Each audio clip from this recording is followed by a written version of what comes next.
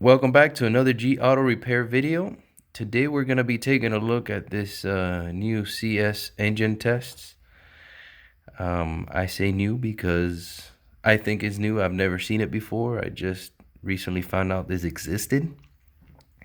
And this is very similar to the general test that you would do for checking combustion gases in the cooling system with the with the little bulb and the container where you pour the blue liquid in. You suck up the vapors coming from the radiator, and it should change colors if it is in fact uh, combustion gases in the cooling system. That helps you to determine if there's a blown head gasket or cracked head or something to that effect. So this is the same principles. The only difference is that it comes in a little pouch. I've already opened this one. I've already installed it. I've already followed the instructions. We're gonna go over that here briefly. And it's very simple, very straightforward. I'm interested to see how it works, how it operates. If any of you guys watching this video have used this system before, let me know in the comments below. Type it up, see how it worked out for you. Did it work? Did it not work? So we can know how these things work. I don't know where these are made. I'm assuming it's Germany because of the weird language there. I did go to the website and it's all in that language, so I can't understand jack. If you speak Dutch or German or whatever that is, then let me know. But it comes in a little box, comes with instructions. The instructions come in multiple languages. It's pretty straightforward. And as you can see here, it tells you it starts off yellow, and as it starts detecting the leak, depending on how bad it is, it would either go orange, red, or pink. So the same thing you're gonna find here.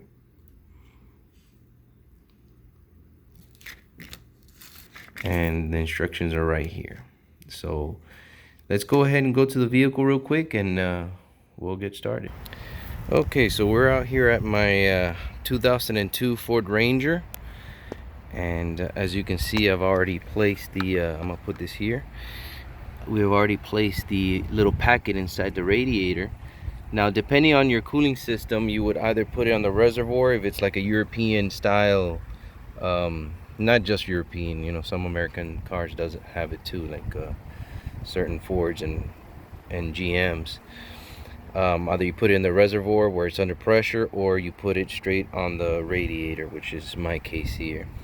So there's a little packet at the end of this. We're gonna see it here in just a minute.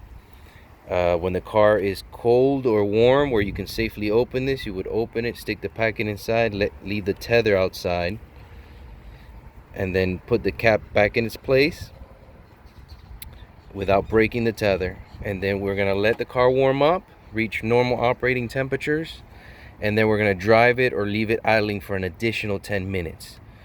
After you do that, you let it cool down to where you can safely open this again, and we're gonna remove it and check the test. Okay, we're gonna match it to see if it detected anything. The reason why I'm doing it on my vehicle is because I recently did a oil analysis on this vehicle when I did a oil change, and the lab stated that there were excessive amounts of potassium and sodium, which are I guess additives for coolant. There was no glycol, but they said that those are ingredients used in coolant. And I called the lab and I said, hey, I'm running high mileage, could that be a possibility? Why? And they says no, because the amount is way too much even for an additive in an oil. And I asked him about there being no glycol. He says, well, depending on how bad that leak is, it could, you know, maybe the glycol could evaporate. The glycol can evaporate and leave behind the sodium and the potassium. So that's why I decided to try it out on my car. So it may give a positive, it may not. So we're gonna go ahead and the car's been sitting for a few minutes. I did partially open it earlier to try to get some of that pressure out. We gotta carefully open this without getting burned.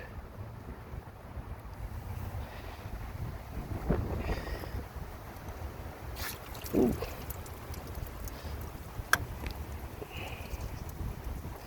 Still a little bit of pressure there.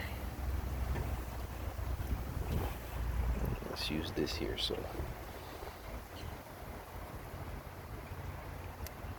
okay, there we go.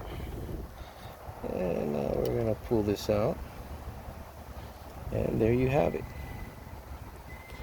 Now it is still yellow, exactly the same way, exactly the same color as when it went in.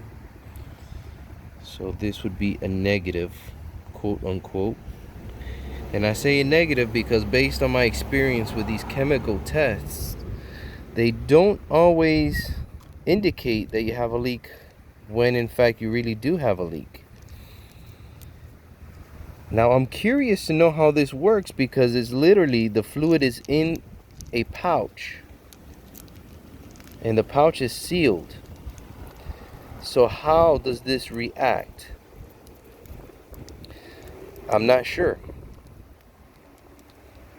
Maybe this is a bunch of baloney. I don't know.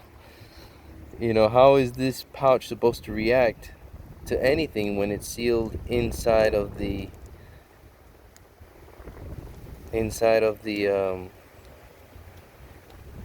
when the chemical is inside this sealed container? The other style, you would pour it and then put the bulb in here, and it will aerate through the, not the coolant, but the vapors would aerate through the chemical and it would react that way. But this, I don't see what the science is behind this. Maybe it temperature sensitive, I don't know. So I got a negative. Again, even those other chemical tests are not really that that accurate, in my opinion. You know, depends on how bad the leak is. Now, it could be that I do have a minor leak going on, but there's no combustion gases getting into the cooling system. So there could be cooling going into the combustion chamber, but no gases going in, which I would assume there would be if that was the case. But I don't know. I'm not convinced about this here.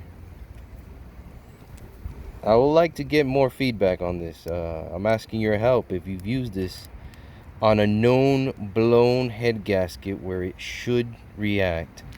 Did it react? I'm asking for the YouTube community to help out with this ordeal here. So please put a comment, your thoughts, if you used it. Please share. Very interested to find out. In the meantime, I did buy more than one. I got a few of them left over, so maybe I'll run into a situation where it's a definite known blown head gasket and I can use it and see if it does change, and use both methods to see if one is more accurate than the other. But I'm not 100% convinced. I don't know how this is supposed to work, really. So maybe I'll try to learn some of whatever language that is and watch some videos or something. I don't know. So thanks again for watching. Like and subscribe so we can see more other videos that I might be using this on. And catch you on the next video. Ciao.